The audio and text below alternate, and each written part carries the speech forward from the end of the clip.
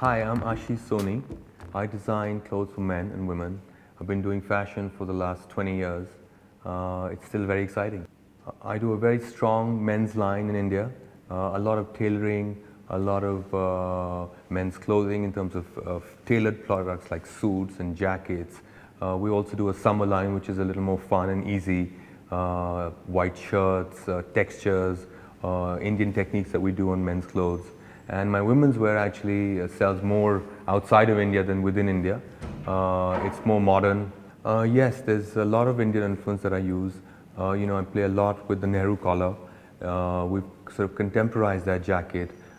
Traditionally, it used to be all closed and tight, but I think today the modern gentleman is doing a lot more with his life. So in fact, in certain places, it's almost replaced the black tie. And you've got those jackets with those colors selling across the world. In fact, I have many of my consumers are actually men outside of India who are actually buying those jackets. So it's just about key interesting Indian details, whether it's a unusual button. So we use Nehru collar a lot, whether it's on shirts or on jackets. Traditionally it's called the bangala, and we've sort of modernized it a little bit. I think the new Indian gentleman is, his lifestyle is very contemporary. They're traveling a lot, the influences of the internet. So I think the idea is to still keep certain details which are Indian, perhaps buttons, perhaps the linings inside, which we sometimes print with fun Indian elements. But overall, the shapes are completely modern, so they can be bought by anybody across the world. Yes, most of the people that work with me on the men's line are people that I've trained over the last 25 years. And traditionally, they come from backgrounds of, when the British were here. That's why there's this whole tailoring tradition. There was a lot of tailoring that used to happen. All of them were getting their clothes tailored, including the Indian aristocracy at that point. And even if you go before that into the times of the Maharajas or the Mughals, everything was about luxurious fabrics, very well tailored clothing. So I think a lot of that tradition passed down. And so the idea I have is, a lot of it you want to retain as much of it as possible. And so I purposely work with a lot of these artisans and craftsmen and make sure that they move forward and retain what they've got from their ancestors. What I've done for Be Open is actually signature Ashish Soni. It's a lot of white on white. I've used a lot of Indian fabrics. It's very nice Indian cottons.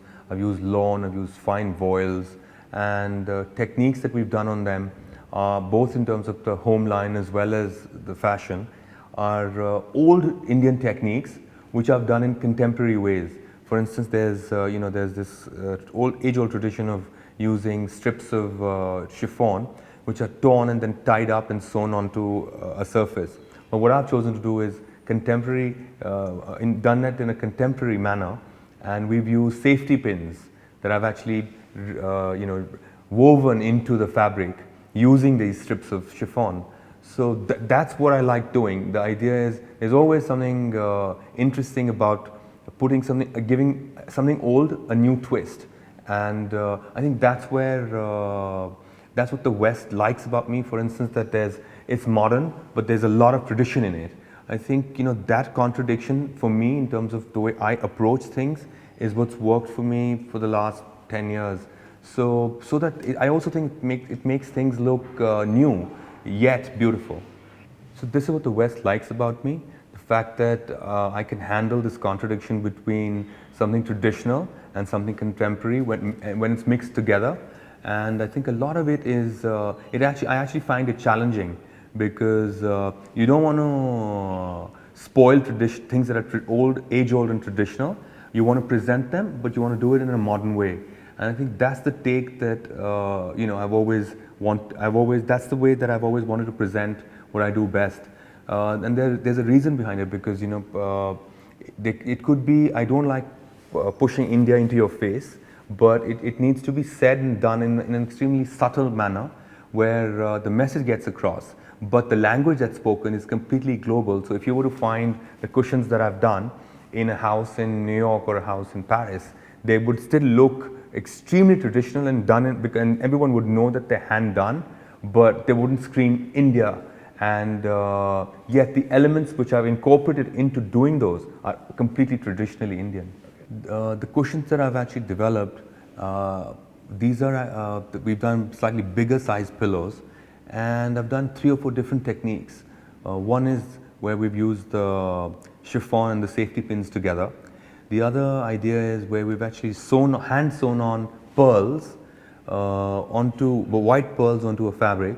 Thereafter, we've using heat transfers, melted the pearls so that they become like a flat surface. After that, we've used a printing technique on top of the melted surface. So it's almost like we've given one thing 3 different layers. And then the third technique is again something which is very simple to do but extremely time consuming. It's almost layering the way your muscle tissue is. So we've used pieces of very thin cotton, cut them up into 1/2-inch strips, and then layered them together and sewn them vertically. Normally what would happen is you'd see them sewn horizontally. So we've literally stacked them up next to each other, completely like muscle tissue, and sewn it all over a pillow. So I think it's that's where the modern element comes in. So the technique with which it's sewn is called Ari, which is very, very old, and it's actually from the Mughal period. But the interpretation that I've done of it is completely modern. So there's still, although they're a dying breed, for example, the ones that we have, their children no longer wish to do the same thing. So going into the future, yes, I'm a bit scared about how we're going to be able to preserve these traditions, but the ones that are still there, the idea is to work with them and kind of take their skills forward by incorporating ideas that even for them are fresh. For instance, letting them use their craft and their hands the way they know best, but giving them direction in a way that a consumer wants to buy that product so that it looks interesting for him, and it's not just traditional age-old techniques which they know. The idea is to incorporate a certain element of twist where the consumer finds it exciting enough to buy. There's a bit of both. I think that the challenge has been actually to teach them a lot of this over the years. Yes, sometimes you do face resistance because there are purists who say that this is how I was taught it, then I don't wish to move from that. But I guess even they're realizing that a lot of it comes from the product has to sell at some point, and that's what's going to drive sales for us and business for them. So overall, I think yes, especially some of the younger ones are quite receptive to understanding how you wish to use the technique, but in a way that they've not done before. So I'm just hoping that sort of level of acceptance stays as we're moving forward into the next 10 or 20 years. A lot of them are the people that are actually in rural India, in perhaps small villages, or come from very poor backgrounds. Some of them, yes, eventually what happens is they want to move to the big cities and try to get jobs and live here.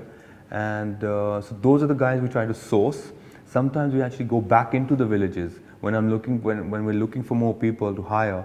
That's where we find them. It's not as if a lot of them are just hanging around in New Delhi, for instance. So, but I'm wondering how long we can sustain such a lifestyle, because the way India is growing with urbanization, and a lot of these people wanting to get better jobs and finding that traditional handwork or handcraft techniques no longer pay them as well as, say, becoming a computer operator. So I don't know where it's going to be in the next 50 years. But for now, we still have the options of going into interiors of India and trying to source a lot of this talent. There are quite a few design schools in India now, and I think perhaps at some level there are too many. And what's happening with them is that I think that approach to tradition and skill is still not being focused upon. It's more churning them out in terms of teaching them various different aspects of design, whether it's interiors or it's fashion or it's graphic or communication art. But specifically, we would talk about teaching people how to preserve talent and move forward with tradition. That's where I see a big gap. In fact, even amongst the new designers, the ones who actually are making some kind of impact both in India or internationally, are the ones who are actually using tradition in some way or the other, incorporating it into their lines, whether it's home or it's fashion. And because that's what the consumer wants to see. If you can't go outside of India and try to sell something that, you know, for example, a consumer in New York is seeing, which is part of his everyday life, because he's like, I already have this and I have it from 20 other brands. Why would I buy it from you?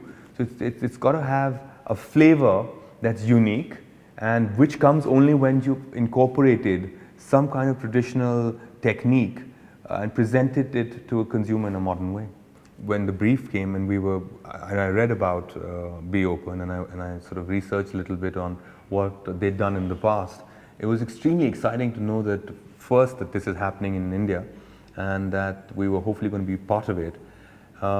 Conceptually, the idea was, you know, perhaps to go back to some extent into archives and see, okay, were there things that perhaps one had done which perhaps could never saw the light of day for reasons of either being, you know, not commercial or not price effective or not, you couldn't mass produce them. So, you know, when we heard all these words and felt, let's look at things which are perhaps truly artisanal in form and nothing else. And there were a few which were very close to my heart, and a couple that we then also said, let's not only look at what we've already done, let's also try to create something completely from an open mind and see what we can do with it, which is where the 3-layered pearl printing concept originated. And the safety pins, for example, I'd done as small flowers on one of my shows in New York about 5 years ago, and that collection sold really well. So I thought they were a small flower. Supposing I was to do it as an all-over technique, yes, it could have, you know, make a lot of impact, and it would definitely catch eyeballs. That's how the approach to which. The first thing was, it's actually an open platform, which is what I think any creative person really, you know, dreams of, where there are no sort of barriers or restrictions or, you know, price points that one's got to follow. So I think that was one of the most challenging and exciting parts of being part of Be Open.